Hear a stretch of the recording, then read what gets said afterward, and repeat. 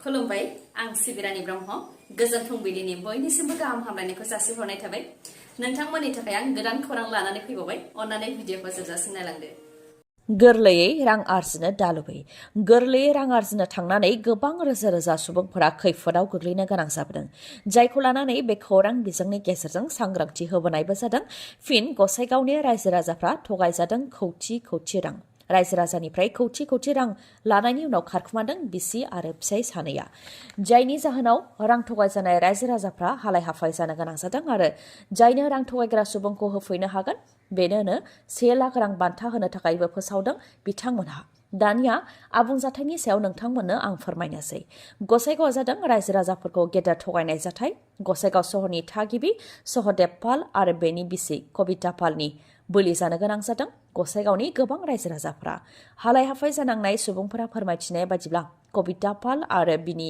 फिसाय सहदेब पाल बिथांमोनहा बरपेटायाव फालांगि दं जाय हायद्राबादनि कम्पानिजों सोमोन्दो दं होननानै गोबां सुद होनायनि लब दिन्थिनानै गोबां सुबुंफोरनिफ्रायनो रां लादोंमोन गिबियाव खम रां लायो आरो सम बायदियैनो रांखौ सुदजों लोगोसे होफैयो बेबायदिनो 10,000निफ्राय 20,000 20,000निफ्राय 30,000 40,000 बेबायदि रां लानाया बांलाङो आरो गिबियाव फोथायजाथाव हाबाबो मावो नाथाय जेब्ला रां हरनाया गोबां जायो अब्ला जेबो सोमोन्दो गैया जालाङो थिग बेबायदिनो दा कबिता पाल आरो सहदेब पालआ गावसोरनि मबाइलखौ सुइच अफ खालामनानै बहाबा खारखुमालांबाय बिथांमोना सासे सानै सुबुंफोरखौल' बेबायदि थगायाखै गोबां सुबुंफोरखौनो थगायनानै बेबायदि रां लांदों जाय गासै 2 कौटिनि गोबां जागोन होननानै फोरमायथिदों बिथांमोना नाथाय गोबां सुबुंफोरनिफ्राय गोबां रां लानायनि उनाव दा बिसि आरो फिसाय सानैया खारनानै दं आरो बे थगायनायाव गुबुन सुबुंफोरनिबो आखाइ दं होननानै फोरमायथिदों हालाय हाफाय जानांनाय सुबुंफोरा गुबुन सुबुंनि एकाउन्टजों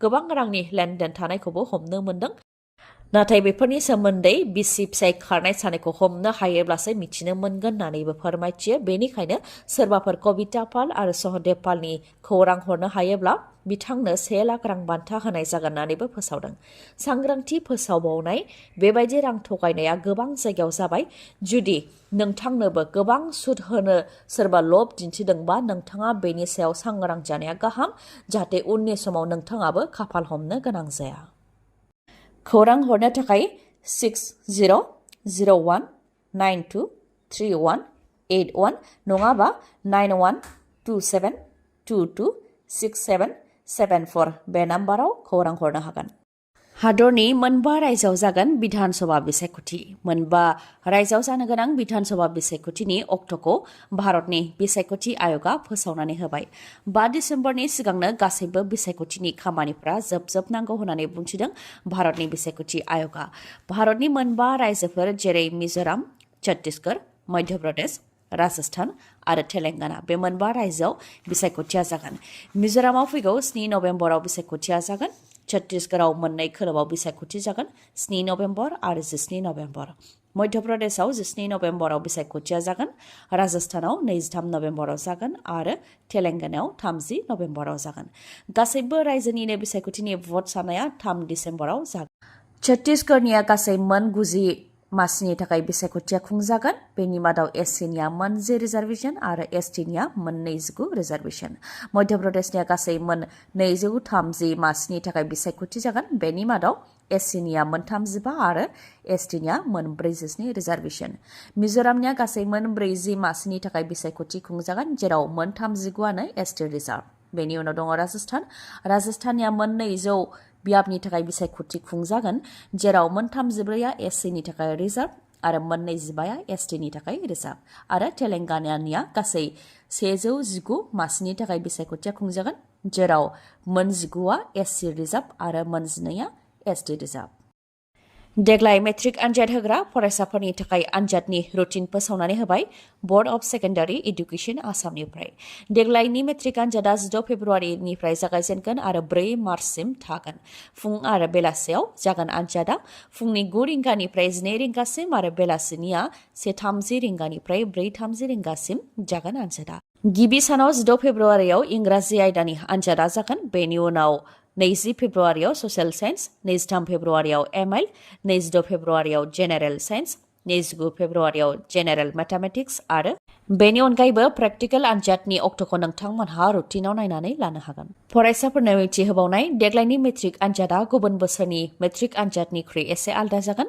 देग्लाय फरायसाफोरा सोंनाय बिलाइनि 50% नाम्बारनि फिननायखौ OMR शीटआव होनो नांगोन। अदेबानि सोंनाय बिलाइनि 50%आ 1 नाम्बारनि जागोन। बे 1 नाम्बारनि फिननायखौ होनो थाखाय OMR शीट होनाय जागोन, जेराव फिननायफोरनि अप्शन थागोन आरो बबेया सैथो बिनि फिननायखौ नोंथाङा सायख'नो नांगोन। मोनब्रै आयदानि सोंनाय बिलाइनि 50%खौ OMR शीटआव फिननाय होनो नांगोन। आयदाफोरा जाहैबाय इंराजि, जेनेरेल मेथामेटिक्स, जेनेरेल साइन्स आरो ससियेल साइन्स। जाय OMR शीटआव फरायसाफोरा फिननायखौ होगोन, बे OMR शीटखौ उनाव कम्पिउटाराव नायनाय जागोन। फोरमायथिबावनो गोनांदि सोंनाय बिलाइनि आद्रा थानाय 50% नाम्बारनि फिननायखौ होनो थाखाय सिगांनि बायदियैनो मोन 16 पेज थानाय खाताखौ राननानै होनाय जागोन। जायफोर फरायसाफोरा इउनिट टेस्ट 1 आव जिरायदों आरो जायफोर फरायसालियाव थांबाय थादों आरो जायफोर इउनिट टेस्ट 2 हाफ इयारलि आनजाद बायदिखौ आरो प्रि बोर्ड आनजादखौ होदों, बिथांमोनहासो मेट्रिक आनजादाव जिरायनो मोनगोन। जायफोर फरायसाफोरा थांनाय 2023 मायथाइनि मेट्रिक आनजादाव उथ्रिसारनो हायाखैमोन आरो बैफोर फरायसाफोरा थाखो 10 आव मुं थिसनफिनदोंमोन, नाथाय इउनिट टेस्ट 1 खौ होनो मोनाखै, बैफोर फरायसाफोरा फरायसालियाव थांबाय थानाय जानायजों लोगोसे हाफ इयारलि, इउनिट टेस्ट 2 आरो प्रि बोर्ड आनजादखौ होनाय जानो नांगोन।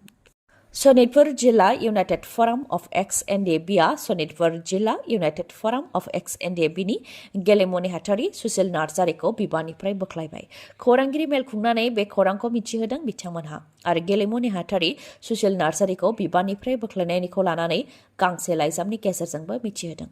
खौरांगिरि मेलनि गेजेरजों बिथांमोना फोरमायथिदों दि सनितपुर जिल्ला इउनाइटेड फराम अफ एक्स-एन-डि-बिआ मिलन गेजेर गोजौ फरायसालियाव थांनाय 30 सेप्तेम्बराव मेल खुंदोंमोन, जेराव गेलेमु नेहाथारि सुशील नार्जारि बिथांखौ आफादनि नेमखान्थि सिफायनायनि थाखाय आरो सोद्रोमथिनि बेरेखा मावनायनि थाखाय गेलेमु नेहाथारि बिबाननिफ्राय बोख्लायनो थांखि लानाय जादोंमोन। बे लेखायैनो ढेकियाजुलि साहित्य भवनाव मावफुं मेल खुंनानै गांसे लाइजाम फोसावनाय जाबाय आरो लाइजामनि गेजेरजों गेलेमु नेहाथारि सुशील नार्जारिया आफादजों जेबो लोब्बा गैया होननानैबो फोसावबाय। जुदि बिथाङा आफादनि मुं लानानै माबाफोर खामानि मावोब्ला बे दाया बिथांनिनो जागोन होननानैबो फोसावदों सनितपुर जिल्ला एक्स-एन-डि-बि इउनाइटेड फरामनिफ्राय। आफादनि बेरेखा हाबा मावनायनि थाखाय सुशील नार्जारिखौ बिबाननिफ्राय बोख्लायनायनि अनगायैबो जोंनि ओनसोलाव जोंनि लाइमोनफोरखौ जौ जुवानिफ्राय गोजानाव थानो थाखाय खावलायहरदों बिथांमोना बुंथिदों दि बर'फोरनि गेजेराव जौ जुवा बाहायनाया बांनो हमदों। सनितपुर जिल्लानि सिङाव थानाय गामिफोराव फैगौ दुर्गा फुजा, लक्ष्मी फुजा आरो जायखिजाया फुजाफोरावनो जाहाथे जौ जुवानिफ्राय गोजानाव थायो, बेनि थाखाय खावलायहरदों सनितपुर जिल्ला इउनाइटेड फराम अफ एक्स-एन-डि-बिनिफ्राय। इजराइल आरो पेलेस्टाइननि गेजेराव जानाय दावहाया दासिमबो जोबनानै थाङाखै। समा जेसेबांनो बांलांदों एसेबांनो गिथावनासिन महर लादों दावहाया। पेलेस्टाइननि गाजा ओनसोल, जायखौ हामास उदखारि हानजाया थांनाय 2007 मायथाइनिफ्रायनो गावसिनि आखायाव दोनदोंमोन, बे उदखारिफोर थाग्रा जायगाखौ थांखिनानै 1,000नि गोबां थावनिफोराव एयार स्ट्राइक अदेबानि गोजौनिफ्राय बम गावहरबाय होननानै फोरमायथिदों इजराइलनि डिफेन्स फर्सनिफ्राय। गाजा ओनसोल, जायखौ हामास उदखारि हानजाया गावसोरनि आखायाव लादों, बे गाजा ओनसोलखौनो इजराइलआ दखल खालामनो थाखाय थांखि लादों, जायनि थाखाय दासिम 1,000नि गोबां थावनियाव एयार स्ट्राइक खालामनाय जाबाय होननानै फोरमायथिदों। आरो गाजायाव इजराइल हादरनिफ्राय जि जानाय लोंनायजों लोगोसे मोब्लिब थाङोमोन, बेफोरखौ आबुङै बन्द खालामनानै होबाय। जायनाखि गाजायाव उदखारि थाग्रा थावनिफोरखौ एयार स्ट्राइकजों थेर बेथेर खालामगासिनो दं, बेनि फिननायखौ होदों हामास उदखारि हानजायाबो। जेसेबांनो इजराइलनिफ्राय जेबो मिथिहोआलासे एयार स्ट्राइक खालामगोन, एसेबांनो गावसोरनि अदेबानि हामास उदखारि हानजानि आखायाव थानाय 100नि गोबां आइजोफोर, गथ'साफोर, आर्मिफोर, अफिसारफोर आरो गुबुन हादरनि थागिबिफोरखौ साफानि उनाव साफा बुथारनाय जागोन होननानै हुमखि होदों आरो हामास उदखारि हानजाया हुमखि होनाय लेखायैनो मावनायखौबो नुनो मोननाय जादों। गोबां हाराहास्ति खालामनानै आइजोफोरखौ बुथारनायखौ नुनो मोननाय जादों आरो बुथारखांनायनि उनावबो गोथै देहाखौबो गाननाय जोमनाय खुनानै लामायाव बुद्रुनायखौबो नुनो मोननाय जादों। फारसेथिं बे दावहाखौ धोरोम फारसे लांनायखौबो नुनो मोननाय जादों। माखासे जायगाफोराव आल्लाहनि मुं लानानै हामास उदखारि हानजाखौ मदद होनानै हानजा सुरनायखौबो नुनो मोननाय जादों। इजराइल डिफेन्स फर्सनिफ्राय फोरमायथिनाय बायदिब्ला हामास उदखारि हानजाया इजराइलनिखौ दासिम 900सोखौ बुथारबाय। उल्था फारसेथिं पेलेस्टाइन हेल्थ मिनिस्ट्रिनिफ्राय फोरमायथिनाय बायदिब्ला इजराइलनिफ्रायबो पेलेस्टाइनाव हाबनानै दासिम 680सोखौ बुथारफैबाय। 31 अक्ट'बरनि सिगां ड्राइभिं लाइसेन्स आरो आरसिखौ अनलाइन खालामनानै लायाब्ला नोंथाङा होनो नांगोन 20,000 रांसिम जुरिमाना। नोंथाङा जुदि दासिमबो ड्राइभिं लाइसेन्स आरो आरसिखौ अनलाइन खालामनानै लायाखैब्ला गोख्रैनो अनलाइन खालामनानै लादो आरो थाबैनो खालामनानै लानो थाखाय क'क्राझार जिल्ला DTO बिबानगिरि धजेन बसुमतारी बिथाङाबो गले गले खावलायहरदों। क'क्राझार जिल्लायावनो दासिमबो गोबां मेनुवेल ड्राइभिं लाइसेन्स आरो आरसि दं होननानै फोरमायथिदों धजेन बसुमतारी बिथाङा। नोंथांनि ड्राइभिं लाइसेन्स आरो आरसिया भेलिडिटि दंबाबो अनलाइन खालामाब्ला बे भेलिडिटिया 30 अक्ट'बरनि उनाव जोबगोन होननानै फोरमायथिदों। बेनिखायनो गोख्रैनो DTOआव फैनानै अनलाइन खालामनानै लाफैनो थाखाय खावलायहरदों बिथाङा। ड्राइभिं लाइसेन्स आरो आरसिखौ माबोरै अनलाइन खालामनो नांगौ बेनि सायावबो फोरमायथिदों धजेन बसुमतारी बिथाङा फोरमायथिदों दि गिबियाव बिगोमाया ड्राइभिं लाइसेन्स आरो आधार कार्डखौ आपल'ड खालामनो नांगोन। बेनि उनावसो अफिसाव फैनानै ड्राइभिं लाइसेन्स आरो आधार कार्ड आपल'ड खालामनायखौ एसिस्टेन्टनो जमा होफैनो नांगोन। बेनि उनाव एसिस्टेन्टआ भेरिफाइ खालामगोन। बेनि उनाव अफिसावनो डिजिटेल केमेरायाव फट' सेबखांजानो नांगोन। बेनि उनाव आरसिखौ अनलाइन खालामनायनि बेलायाव मेनुवेल आरसि आरो आधार कार्डखौ आपल'ड खालामनानै एसिस्टेन्टनो जमा होनो नांगोन। नाथाय बेनि बेलायाव फट' सेबखांजानो गोनांथि गैया। भारा मारिग्रा गारि जेरै टेम्पुनिफ्राय लानानै ट'ट', गेदेर बास, ट्राक, डाम्पार बायदिफोरनि थाखायबो सांग्रांथि फोसावदों DTO अफिसनिफ्राय। जायफोर बिथांमोनहा दासिमबो फिटनेस सार्टिफिकेटखौ बानायनानै लायाखै बिथांमोनखौ फिटनेस सार्टिफिकेट बानायनानै लानो थाखाय बुंथि हरदों। नङाबा गोलाव समनिफ्रायनो फिटनेस सार्टिफिकेटआ फेल जानानै दंबा सानसेयाव 50 राङै जुरिमाना लानाय जायो। बे लेखायै बोसोराव जुरिमानाया 18,250 रां जाहैयो। जाय राङा जोबोद गोबां। बेनिखायनो आसाम सोरखारा माखासे रेहाय होदों। बेफोर जाहैबाय गिदिर बास, ट्राक, डाम्पारफोरनि थाखाय जेराव 50 रां जुरिमाना लानाय जायोमोन। बिथांमोना जुदि समावनो फिटनेस सार्टिफिकेटखौ बानायनानै लायोबा 25 राङावनो गगोन। बेबायदिनो गुबुन गुबुन गारिफ्राबो रेहाय मोननो हागोन। बेनि थाखाय दान मोनथाम अदेबानि 15 सेप्तेम्बरसिम खाबु होदोंमोन आसाम सोरखारा। नाथाय दा बेखौ बारायनानै होबाय। 15 अक्ट'बरसिमनि गेजेराव नोंथांमोनहा गाव गावनि फिटनेस सार्टिफिकेटखौ बानायनानै लानो हागोन। गुबुन गुबुन बियाबफोराव BPF दोलोआ जयनिं हाबाफारि खुंनाय बायदि बेहेरगावआवबो हाग्रामा महिलारि बिथांनि नुजाथिनायाव BPF दोलोआ जयनिं हाबाफारि खुंदों। जेराव गोबां सुबुंफोरखौनो बाहागो लाफैनायखौ नुनो मोननाय जादों। प्रमद बर' दैदेननाय UPPL सोरखारनि सायाव रायजो राजाफ्रा फोथायनाय गैला आरो खामानि मावनो हायाखै होननानै अजद होदों कास्टम बसुमतारी बिथाङा। बिटिआर गोरोबथानि गेजेरजों बर' लाइमोन सेंग्रा सिख्लाफोरखौ आर्मि, पेरामिलिटारि आरो पुलिसआव थिसननायनि खोथा दंमोन। नाथाय दासिमबो सासेखौबो थिसननो हायाखै। जायनाखि 2003 मायथाइयाव जानाय BTC गोरोबथानि गेजेरजों गोबां बिएलटिफोरखौनो आर्मि आरो पेरामिलिटारियाव थिसननाय जादोंमोन। नाथाय बिटिआर गोरोबथाया NDB-फोरजों जादोंब्लाबो सासेखौबो आर्मि आरो पेरामिलिटारि बा पुलिसआव थिसननो हायाखै होननानैबो बुंथियो कास्टम बसुमतारी बिथाङा। टेटनि बेलायावबो प्रमद बर'आ BTCआव सासेखौबो थिसनथाइ होनो हायाखै। जाय जोबोद दुखुनांथाव होननानै बुंथियो बिथाङा। बेनि अनगायैबो थांनाय 2022 मायथाइयावनो स्पर्ट्स एन्ड इयुथ वेलफेयार बिफानाव 52 पस्टआव फिजिकेल इन्सट्राक्टरनि थाखाय एडभार्टाइज होदोंमोन। नाथाय सासेखौबो दासिमबो एपइन्टमेन्ट होनो हायाखै होननानैबो बुंथियो बिथाङा। आरो प्रमद बर'आ BTCआव मोजां सोरखार सालायनो हायाखै होननानैबो बुंथियो। बेनि अनगायैबो बुंथिबावो दि प्रमद बर' बिथाङा एबसुनि आफादगिरि थानाय समाव बे हाखौ जावोबा जोंनि आबै आबौनि बेगें मोनगोन होननानै बुंथिदोंमोन। नाथाय बिथांनि सोरखारनि समावनो चिरां जिल्लानि लावख्रिगुरियाव बिथांनि हाग्रा बिफानानो बर' सुबुंफोरखौ होस्रांदों आरो बर' सुबुंफोरा न' गैजायै जानो गोनां जादों। बिथांमोनहा न' गैयैनि जाहोनाव दै जिङावनो उन्दुनो गोनां जादों। जायजों गथ'फोरा बेरामाव गोग्लैनो गोनां जादों आरो बेफोर प्रमद बर'नि दैदेननाय सोरखारावनो जानो मोन्दों होननानैबो बुंथियो कास्टम बसुमतारी बिथाङा। फुजानि स्पेशल अफार। नोंथाङा गोदान मटर साइकेल बा स्कुटि बायनायनि थांखि दंब्ला नोंथांनि थाखाय जोबोद गोजोनथाव खौरां। काजलगावआव थानाय MMH अट' हन्डा श'रुमा नोंथांमोननि थाखाय बाम्पार अफार लानानै फैदों। फुजानि थाखाय स्पेशल अफार होदों MMH अट' हन्डा श'रुमा। अफारफोरा जाहैबाय जायखिजाया बाइक एबा स्कुटि बायोबानो नोंथाङा बेसेन नाङालासे गंनै हेलमेट मोननो हानायजों लोगोसे स्क्रेच प्राइजबो मोननो हागोन।